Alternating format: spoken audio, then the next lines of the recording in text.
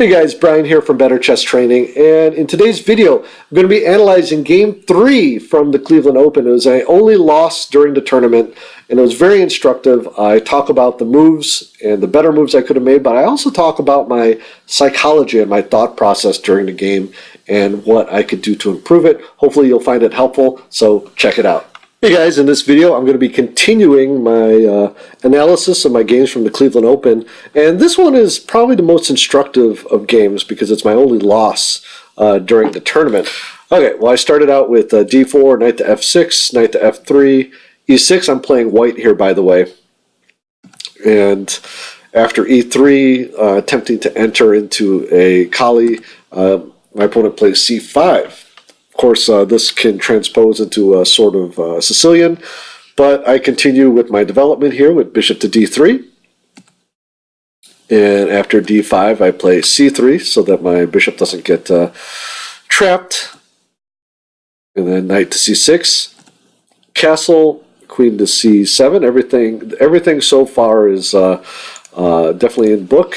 Knight b to d2 and b6.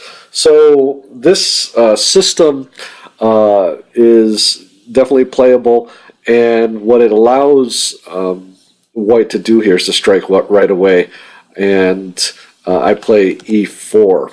Now I can also could also be played as something like a3, which prevents this knight to b4, which we'll see a little bit later. But in any case, I play e4.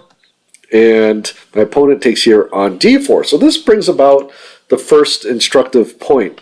And as I may have mentioned in one of my previous videos, I have not been as consistent with studying chess up to this tournament. I kind of entered this tournament spontaneously with the encouragement of my wife. And I did not remember the actual theory, but I probably should have used maybe a little more calculation here. And I took back here on d4. Instead, I could have taken here with the knight. And then if this exchange occurs, then at the very least, I retain my light square bishop. Okay, let me show you what happened in the game. In the game, I took back with the pawn, and now my opponent hits me with knight to b4. Now, I could retreat this bishop, but then my opponent gets quite a bit of an initiative here with something like bishop to a6, threatening to come in here to d3. And let's say I hit him with a3. Well, of course, here too, attacking my rook would actually happen first. So let's say I move here, rook to e1, and then knight to d3 forces me to exchange my bishop and gives my opponent the two bishops. So that bishop to b1 move would not be a great one to have. So let's go back to the game. So instead, knight to b4, I went bishop to b5 check. Of course, I could have also dropped back here to e2, but then this knight to c2 could be a little annoying. But instead, bishop to b5 check. And after bishop to d7, I make a positional mistake, and I capture here with check. And after he takes back with the knight, I now have given up my what we call my good light square bishop for my opponent's bad dark square bishop. You could say his bishop is bad because his pawns are blocking the light squares, and so my bishop would have been a more active piece overall. But my opponent, we traded off, and the game is not over yet, though. After this, I made another mistake, or at least a slight mistake. I decided to take here on d5. Now, here's my reasoning during the game, which was ultimately flawed, is that my opponent's king is still in the center. And I had some what I call fuzzy thoughts that I can open up lines against my opponent's king and attack. But we need to, when we have these thoughts based on what we see on the position, we also need to try to calculate and see if that's actually possible.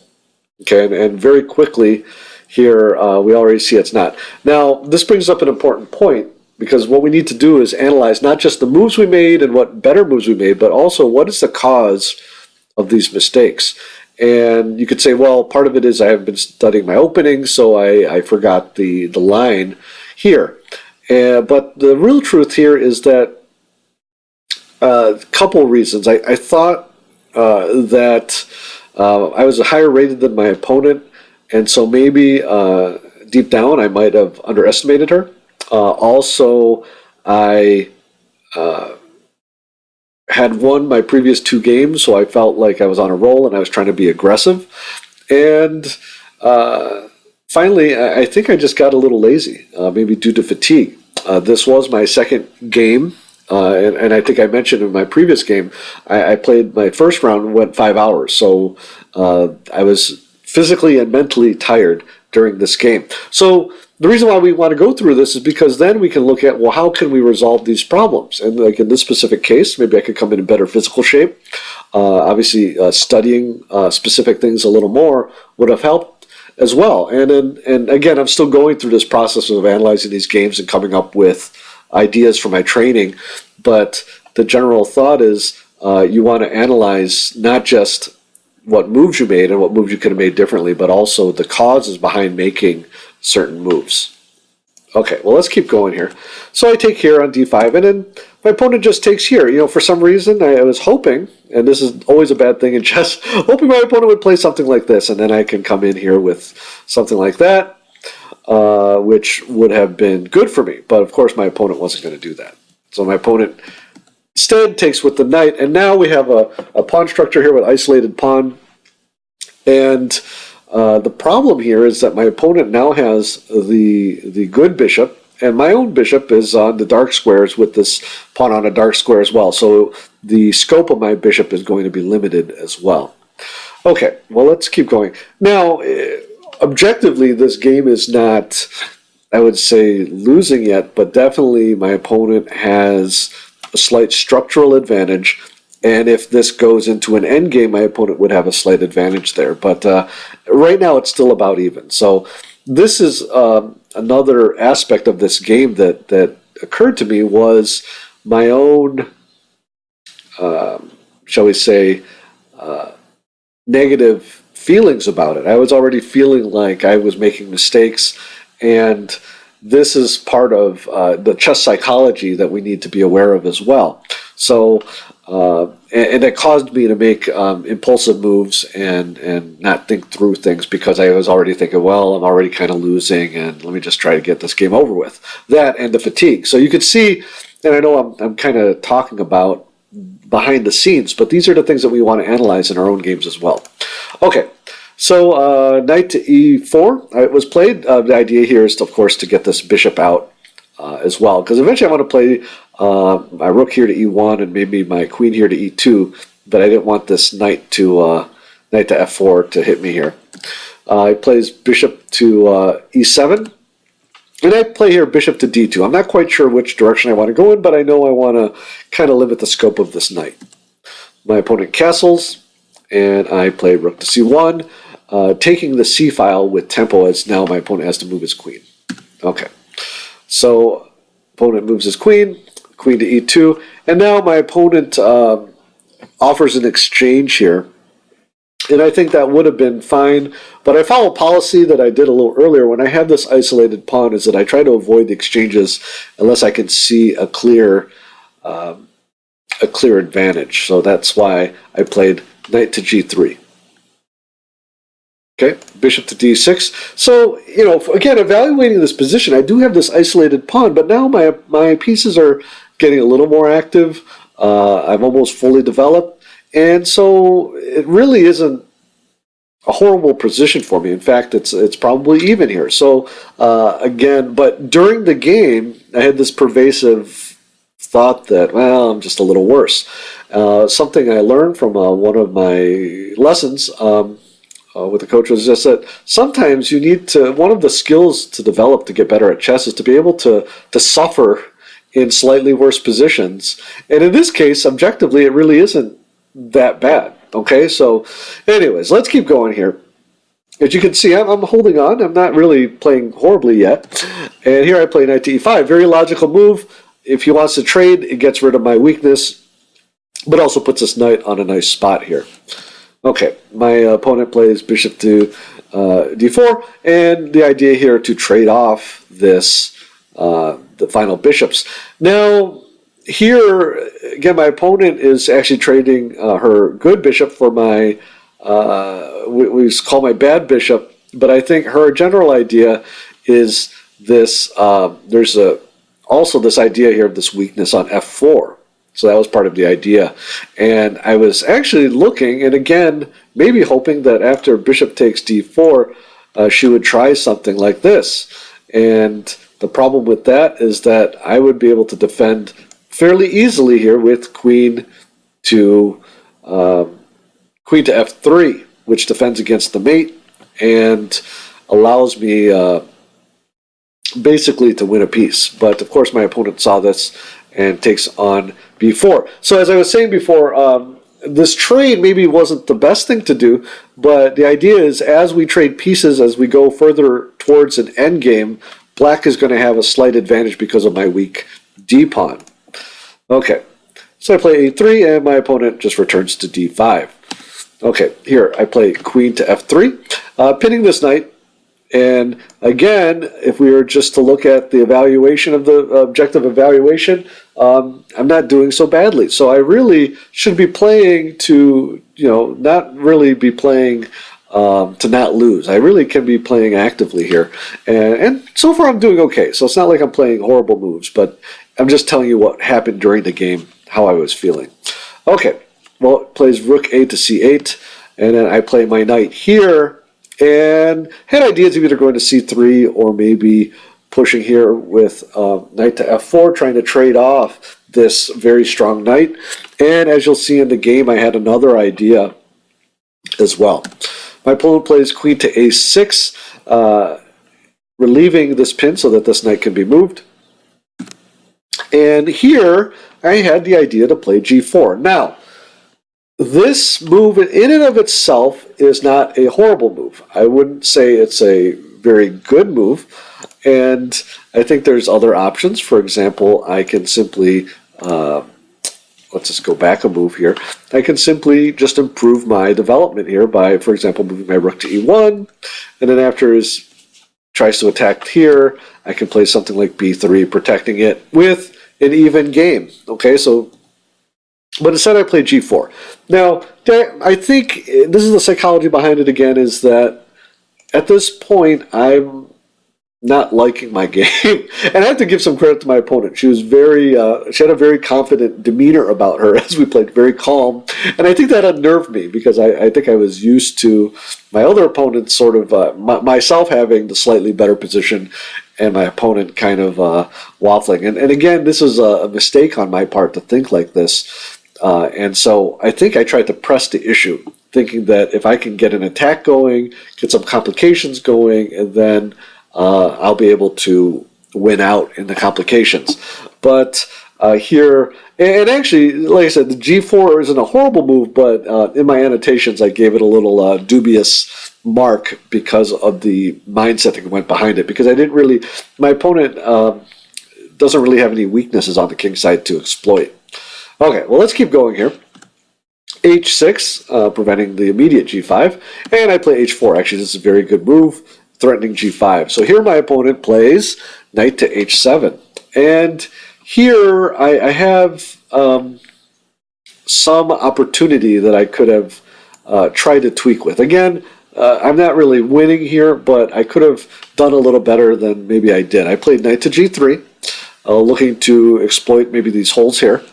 And what I could have done here was maybe at this point shot in and tried to exchange off this piece, threatening, of course, let's say my opponent, I'm just going to make a random move here. My opponent does this, of course, winning this pawn on d5.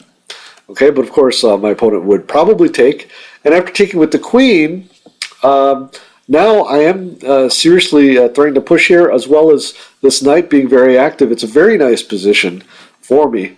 And even though it's not objectively winning, I think it definitely would have been more active than what was played in the game. So let's look at what was played. Knight to g3, and my opponent plays g5. Here, now I play a mistake. I play knight to h5 and looking to kind of get in here somehow. But the problem is that black has f6 covered very well, and there's no way that I can sneak in. And this, again, is that fuzzy planning that we sometimes do. And it maybe comes from kind of a mentality we might have when we're playing blitz, that we are trying to drum up things without analyzing or calculating whether or not we can really do that.